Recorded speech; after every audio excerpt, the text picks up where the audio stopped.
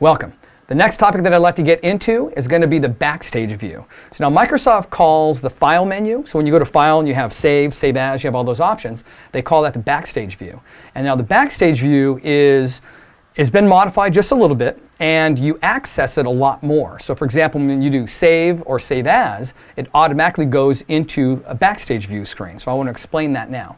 So I'm going to go up to File, and then you'll notice, for the most part, it's very similar to the old version in Word 10. But if I go down here, for example, if I go down to New, you'll notice that I have new templates all built in up here. So they have a lot of wonderful templates that are built in. We can save a lot of time. You even have different categories: business, industry, personal, design sets. So you have a lot of different options for templates that you can utilize. And if you don't see what you need, you can actually click up in here, type in what you're looking for, like bill of sale as an example, and you'll pull up to probably like 10 or 15 different bills of sales. So there's a lot of options. So if you don't see what you need, just type it in the view section.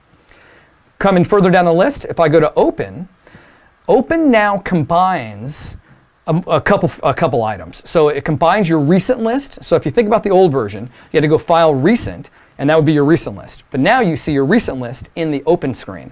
So again, when I get here, notice that I have recent list, which is where I am here, and I can pin items, I can unpin items, just like I showed you earlier, just another method over here.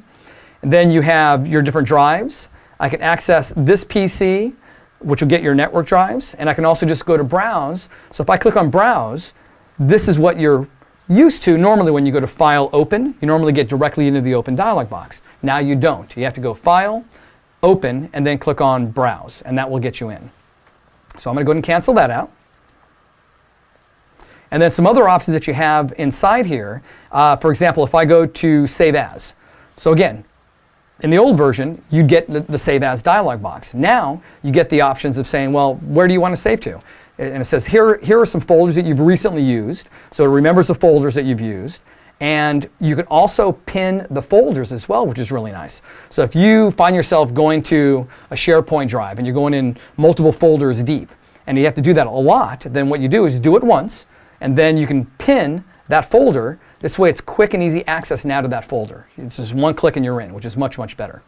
All right, so you can utilize the folders on the right, or you can go down here like you would in the old version and say Browse, and that'll get you to the Save As dialog box. Just a little side note, little tip, if you just want to do Save As and not have to go through the extra step of going to Browse, F12 on your computer is Save As, and it gets you directly into Save As window that we have up on the screen right now.